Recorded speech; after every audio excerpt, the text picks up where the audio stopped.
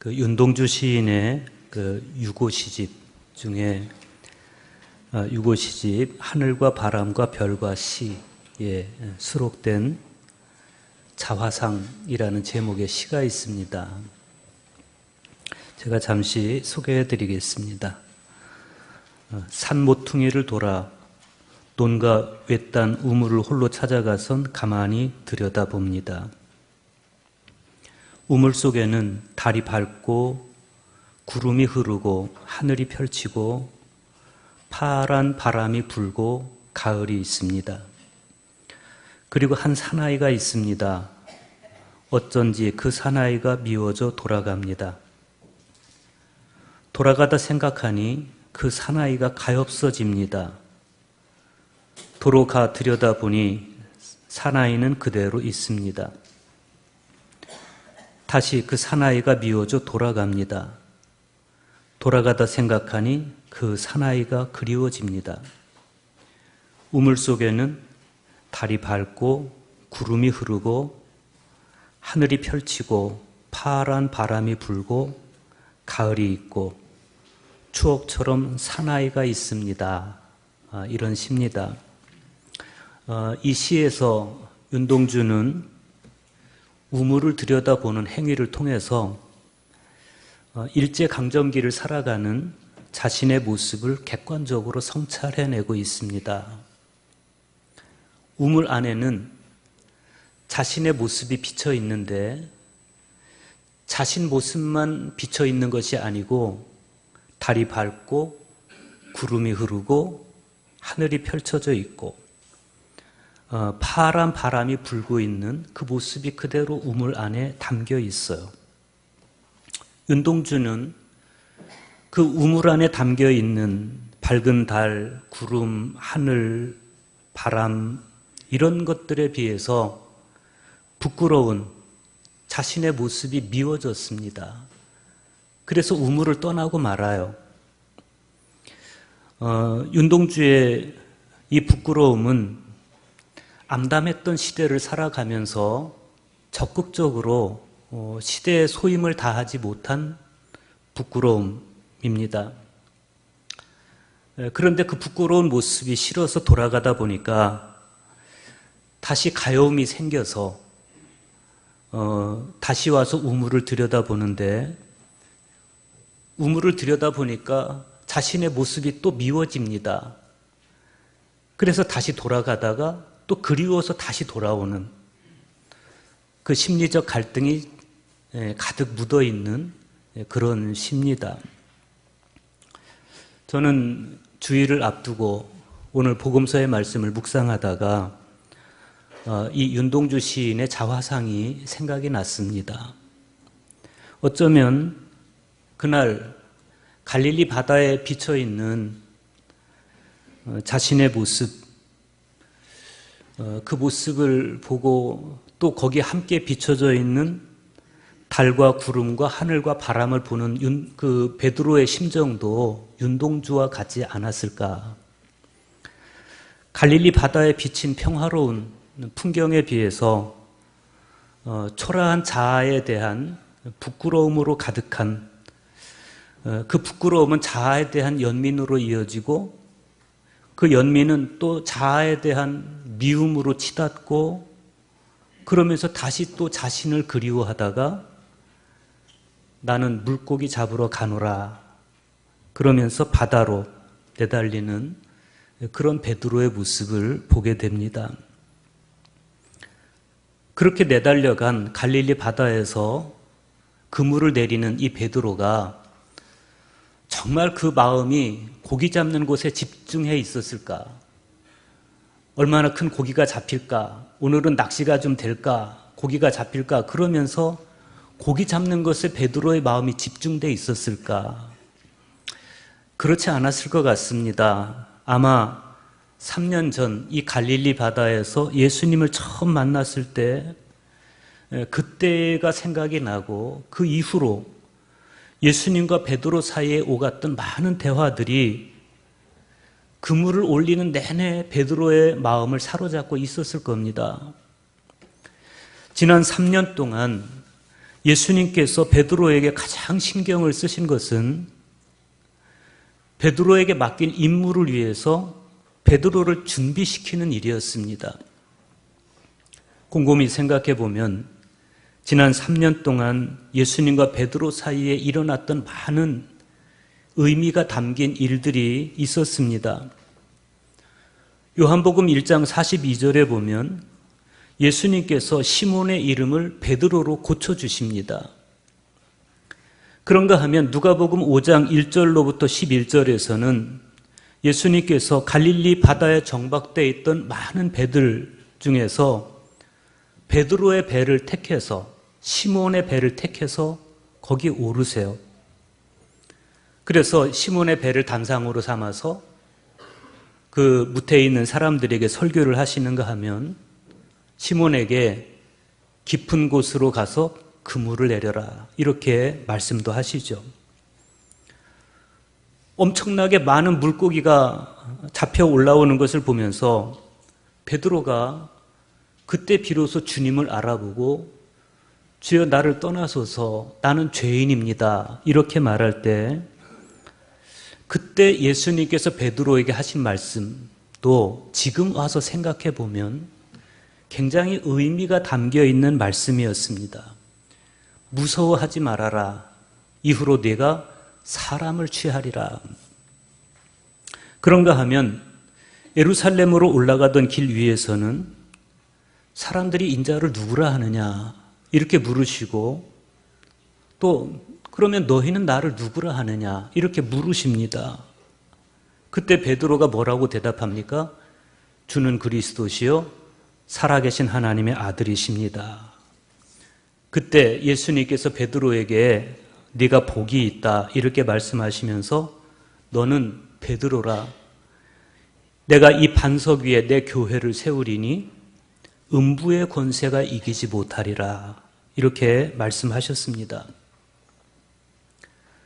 그러고 보면 지난 3년 동안 예수님께서 베드로에게 하셨던 말씀 하나하나가 복기가 되는데 하나도 무심히 하신 말씀은 없었어요. 순환을 앞두신 밤 겟세마네 동산에 베드로만 아니라 거기 야고보도 있었고 요한도 있었습니다. 그런데 그때도 예수님은 베드로 한 사람을 콕 집어서 1인칭 단수로 이렇게 말씀하세요. 시몬아 자느냐? 네가 1시간도 깨어 있을 수 없더냐? 마지막 만찬 석상에서는 또 어땠습니까? 시몬을 향해서 시몬아 시몬아 보라 사탄이 너희를 밀가부로 뜻하려고 요구하였으나 그러나 내가 너를 위하여 내 믿음이 떨어지지 않기를 간구하였노니 너는 돌이킨 후에 내 형제를 굳게 하라 이렇게 당부하시고 베드로가 이어서 주여 내가 주와 함께 오게도 죽는 데에도 가기를 각오하였나이다 이렇게 말하니까 베드로야 내가 네게 말하노니 오늘 닭 울기 전에 네가 3번 나를 모른다고 부인하리라 이렇게 마치 예언을 하듯이 말씀하기도 하셨습니다. 그리고 당장 그날 밤에 실제로 베드로가 예수님을 3번 모른다고 부인하는 일이 벌어지죠. 그 3년 만에 다시 돌아온 갈릴리 바다에서 그물을 끌어올리면서 아마 베드로의 뇌리 속에 지난 3년 동안 예수님께서 하셨던 말씀들, 사건들 이게 주마등처럼 또 필름처럼 그렇게 돌아갔을 겁니다. 그런데 무슨 데자뷰처럼 3년 전 그날과 똑같은 상황이 지금 벌어지고 있는 겁니다. 그날 밤 아무것도 잡지 못하였더니 요한은 요한복음 21장 3절에서 그렇게 설명을 하고 있어요. 3년 전에 어떤 일이 있었습니까? 그때 베드로가 예수님에게 주여 밤이 새도록 수고하였으되 잡은 것이 없지만은 이렇게 말한 바 있어요. 3년 전 그날이나 지금이나 똑같이 아무것도 잡지 못한 그런 바닷가. 그러고 보면 베드로와 나머지 제자들이 지금 이 갈릴리로 온 것이 자기들이 오고 싶어서 온 것이 아니었습니다. 가서 내 형제들에게 갈릴리로 가라 하라. 거기서 나를 보리라 하신 말씀을 따라서 지금 여기 와 있는 겁니다. 그리고 지금 이 바다 위에서 밤새 3년 전 있었던 그 사건이 재현되고 있는 겁니다. 그런데 4절 보십시오. 날이 새어갈 때에 예수께서 바닷가에 서셨으나 제자들이 예수이신 줄 알지 못하는지라 그랬어요. 그렇게 밤새 그물을 끌어올리고 한 마리도 잡지 못한 그 사이에 새벽이 왔어요. 예수님께서 바다 위에 서 계시는데 제자들은 예수이신 줄 알지 못했다. 성 요한 크리소스톰에 따르면 요한복음 강해에서 이렇게 말해요. 그때 예수님께서 제자들이 예수님을 못 알아본 것은 예수님께서 먼저 제자들과 대화를 나누시고 그리고 당신을 드러내려고 하신 것이다. 그래서 제자들이 예수님을 알아보지 못했다. 이런 이야기인데, 그러나 이때가 날이 새어갈 무렵, 그러니까 여명이 막 밝아오던 시간이었기 때문에 아마 어두컴컴해서 제자들이 예수님을 못 알아봤을 거예요. 예수님께서 제자들에게 물어보십니다. 얘들아, 너희에게 고기가 있느냐? 제자들이 없다고 그래요. 그러자 예수님께서 다시 그물을 배 오른편에 던지라, 그리하면 잡으리라, 이렇게 말씀하십니다. 그리고 그 이후에 일어난 일들은 여러분이 다 알고 계십니다. 많은 고기가 잡혀 올라왔습니다. 그물이 찢어질 만큼 아마 3년 전 그 일이 그대로 다시 재현되는 이 상황 속에서 베드로의 가슴이 쿵쾅거리기 시작을 했겠죠. 아, 저분 주님 맞나 보다. 형제들을 향해서 갈릴리로 가라, 이렇게 말씀하신 예수님께서, 거기서 나를 보리라, 이렇게 말씀하신 예수님께서 정말 자기들을 3년 전 그날과 똑같이 찾아오신 겁니다. 마침 그때 예수께서 사랑하시는 그 제자 요한이 먼저 예수님을 알아보고 주님이시다, 이렇게 말해요. 그때 베드로가 어떻게 합니까? 옷을 벗고 있다가 주님이시라 하는 말을 듣고 겉옷을 두른 후에 바다로 뛰어내린지라, 성경은 그렇게 말해요. 그리고 주님과 함께 아침을 맞이하는데 그 모습을 요한은 수채화처럼 그리고 있습니다. 육지에 올라보니 숯불이 있는데 그 위에 생선이 놓였고 떡이 있더라. 예수님은 밤새 빈 그물질을 한 이 제자들을 위해서 숯불을 피워놓고 그 위에 떡과 고기를 올려놓고 제자들을 기다리십니다. 예수님의 현존에 압도당한 제자들은 감히 아무도 당신이 누구냐 묻지 않았다. 요한은 그렇게 당시 상황을 회상합니다. 그렇게 아침 식사가 다 끝났을 때 예수님께서 베드로에게 정말 하고 싶은 질문을 하세요. 요한복음 21장 15절에서 19절의 말씀입니다. 그들이 조반 먹은 후에 예수께서 시몬 베드로에게 이르시되 요한의 아들 시몬아, 내가 이 사람들보다 나를 더 사랑하느냐 하시니 이르되 주님, 그러하나이다. 내가 주님을 사랑하는 줄 주께서 아시나이다. 이르시되 내 어린 양을 먹이라 하시고, 또 두 번째 이르시되 요한의 아들 시몬아, 네가 나를 사랑하느냐 하시니 이르되 주님, 그러하나이다. 내가 주님을 사랑하는 줄 주님께서 아시나이다. 이르시되 내 양을 치라 하시고, 세 번째 이르시되 요한의 아들 시몬아, 네가 나를 사랑하느냐 하시니 주께서 세 번째 네가 나를 사랑하느냐 하심으로 베드로가 근심하여 이르되 주님, 모든 것을 아시오매 내가 주님을 사랑하는 줄을 주님께서 아시나이다. 예수께서 이르시되 내 양을 먹이라. 예수님은 어린아이도 아닌 베드로에게 왜 이렇게 세 번씩이나 똑같은 질문을 하십니까? 주석가들은 이 세 번의 물음에 따른 단어의 차이, 한 번은 아가페라고 묻고 한 번은 필레오라고 물었다, 이런 단어의 차이를 이야기하죠. 그리고 실제로 그 단어의 차이가 참 중요하기도 하지만 진짜 중요한 것은 예수님께서 일관되게 네가 나를 사랑하느냐 이렇게 물으신다는 겁니다. 저 양떼들을 사랑하느냐 사람들을 사랑하느냐 이렇게 묻지 않고 나를 사랑하느냐 이렇게 물으세요. 이게 뭘 보여줍니까? 그리스도의 양떼를 먹이는 목자의 본분은 무엇보다도 사람보다도 먼저 그리스도를 더 사랑해야 된다. 왜냐하면 그리스도를 먼저 사랑할 수 있는 목자만이 참으로 사람들을 깊이 사랑할 수 있고 또 올바르게 사랑할 수 있다는 거죠. 사랑이란 깊고 뜨거워야 할 뿐 아니라 참됨과 올바름을 벗어나지 말아야 됩니다. 참됨과 올바름을 벗어난 사랑은 자칫 맹목적이거나 아주 본능적인, 그래서 부패하기 쉬운 성질을 가지고 있습니다. 그래서 초기의 수도자들은 사람을 피해서 사막으로 숨어들었는지도 모르겠어요.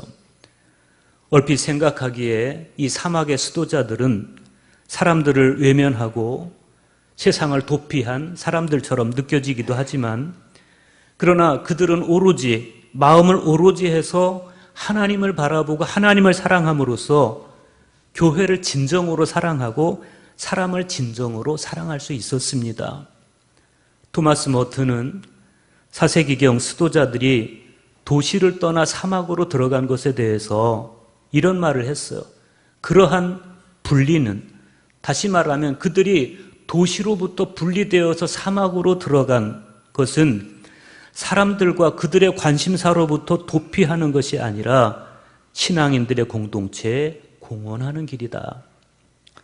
그렇다고 지금 예수님께서 베드로에게 너는 이제 이 사람들을 떠나서 도시를 떠나서 사막으로 가라 그 말씀하시는 건 아니죠. 네가 나를 사랑하느냐 이 일관된 물음에 담겨 있듯이 먼저 그리스도를 사랑함으로써 사람을 참으로 올바르게 사랑할 수 있는 지혜와 힘을 얻어라, 이런 말씀인 겁니다. 우리는 이 차이를 분명히 알아야 됩니다. 하나님을 만유 위에 드높여 사랑하고 그리스도를 사람보다 먼저 사랑할 수 있는 사람만이 사람을 사랑하되 더 깊이 사랑할 수 있고 더 올바르게 사랑할 수 있고 사람들이 바른 방향으로 갈 수 있도록 이끌어줄 수 있는 겁니다. 바로 그런 이유 때문에 예수님은 베드로에게 네가 나를 사랑하느냐 이렇게 3번 물으시고 그 다음에 다시 3번 반복해서 내 어린 양을 먹이라, 내 양을 치라, 내 양을 먹이라 이렇게 말씀을 하세요. 오늘은 특별히 어린이 주일이기도 합니다. 따라서 오늘 주님께서 베드로에게 물으시는 이 물음은 교회 공동체에서 어린이들과 함께 신앙생활을 하고 있는 우리 모두를 향한 물음이기도 한 겁니다. 요한의 아들 시몬아, 네가 나를 사랑하느냐? 주님께서 이렇게 물으십니다. 이 물음은 베드로에게 하는 물음이지만 동시에 우리에게 하시는 물음입니다. 우리는 정말 주님을 사랑하는 것일까요? 우리는 정말 사람들보다, 내 자녀들보다 주님을 더 사랑하는 것일까요? 여러분, 이 순서가 정립이 되어 있어야 됩니다. 그래야만 깊고 뜨겁게 사랑할 수 있고 참되고 올바르게 사랑할 수 있습니다. 그러면 도대체 깊고 뜨겁게 사랑하는 건 뭐고 참되고 올바르게 사랑하는 건 뭡니까? 그것은 구원에 이르도록 사랑하는 겁니다.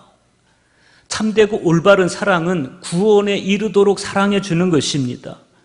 구원을 목적으로 이끌면서 사랑하는 것입니다.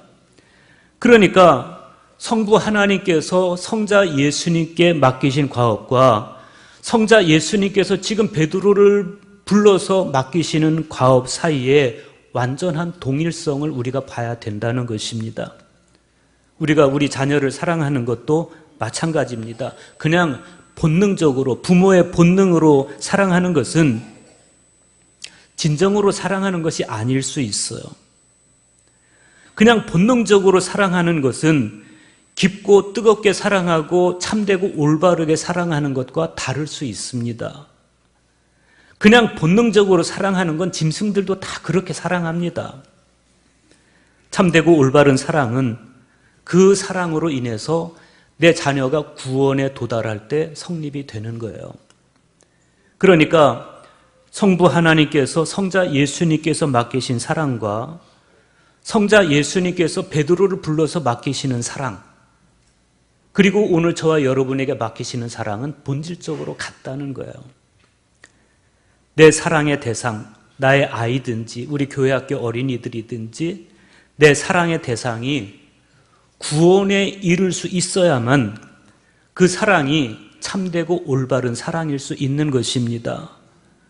구원에 이르도록 이끌지 못하는 사랑은 마치 빈 그물을 들어 올리듯이 공허한 사랑일 수가 있어요. 그래서 오늘 말씀에도 보면 3번에 걸친 물음과 대답과 명령이 있은 다음에 예수님께서 베드로의 운명을 이렇게 말씀하십니다. 내가 진실로 진실로 네게 이르노니 네가 젊어서는 스스로 띠띠고 원하는 곳으로 다녔거니와 늙어서는 네 팔을 벌리리니 남이 네게 띠띠우고 원하지 아니하는 곳으로 데려가리라. 베드로의 순교를 가리키는 말씀입니다. 주님께서 뭘 말씀하고 싶은지가 정확하게 드러나고 있습니다. 네 양떼가 구원에 이르도록 사랑하기 위해서는 너도 나처럼 2 팔을 벌리고 십자가에 달려야 된다. 이런 말씀이죠. 그래서 베드로에게 맡겨지는 사랑은 성사적인 사랑입니다. 오늘 우리의 사랑도 성사적 사랑이어야 됩니다. 왜 우리가 성찬에 참여해서 주님의 살과 피를 나누는 것입니까? 살이 찢기고 피를 흘리심으로 우리를 사랑하신 주님의 깊고 뜨겁고 참되고 올바르신 사랑을 우리가 이 성사를 통해서 경험을 하는 것입니다. 우리는 사도행전의 말씀에서 주님의 사역에 부름받는 또 한 사람 바울을 볼 수가 있죠. 사울이라는 사람. 사울은 예수님을 만나기 이전에 유대교 안에서 기독교인을 핍박하는 일로 두각을 나타낸 사람입니다. 사울이 세상을 평가하고 판단하는 기준은 철저하게 자기 지식으로 알고 있던 율법이 전부였습니다. 그런데 어느 날 자기를 향해서 비춰오는 그 빛으로 인해서 사울이 땅에 엎드려져요. 주여 누구시오니까? 주여 누구시니까? 이것이 사울이 물을 수 있는 최고의 물음이었습니다. 이후로 사울은 사흘 동안을 보지 못하고 식음을 전폐하게 되죠. 그렇게 칠흑 같은 사흘을 보내고 사울은 비로소 자기 영혼의 실체를 발견하게 됩니다. 하나님은 아나니아를 통해서 사울을 치료하시고 변화된 사울에게 복음의 사역을 맡겨주십니다. 결국 예수님께서 다메섹 도상에서 사울을 만나주시고 그에게 베풀어준 사랑은 그를 변화시키는 사랑이었고 구원에 이르도록 이끄는 사랑이었고 사도로 만드는 사랑이었습니다. 주님은 결국 베드로와 바울이라는 초대교회 최고의 사도 둘을 세우기 위해서 그들의 오랜 회의와 실패의 밤을 지켜보시고 그들의 잘못된 행실에 대해서도 오래 참으시면서 마침내 그들이 진짜 사랑해야 될 것이 무엇인지 알았을 때 당신의 일을 맡기시는 걸 볼 수가 있어요. 오늘 서신서의 말씀에서 사도 요한은 이렇게 노래합니다. 죽임을 당하신 어린 양은 능력과 부와 지혜와 힘과 존귀와 영광과 찬송을 받으시기에 합당하도다. 여러분, 모든 죽음이 다 영광과 찬송을 받기에 합당한 건 아니죠. 사랑으로 죽은 죽음만이 영광과 찬송을 받기에 합당한 것입니다. 그런데 사랑 때문에 죽은 죽음이라고 해서 다 영광과 사랑을 받기에 합당한 것도 아니에요. 구원에 이르도록 하는 사랑, 구원에 이끄는 것을 목적으로 한 사랑으로 죽을 때 그 죽음이 마침내 존귀와 영광과 찬송을 받기에 합당한 것입니다. 오늘 부활절 셋째 주일의 말씀을 통해서 먼저 주님을 향한 사랑을 뜨겁게 회복할 수 있기를 바랍니다. 그리고 주님께 받은 그 사랑으로 주님을 사랑하는 그 사랑으로 내 형제 자매들 또 내 자녀들을 사랑하되 깊고 뜨겁게 무엇보다도 참되고 올바른 사랑, 구원에 이끄도록 돕는 사랑, 구원에 이르도록 돕는 사랑, 그 사랑을 우리 모두가 감당해내는 그러한 저와 여러분 될 수 있기를 주님의 이름으로 축원합니다.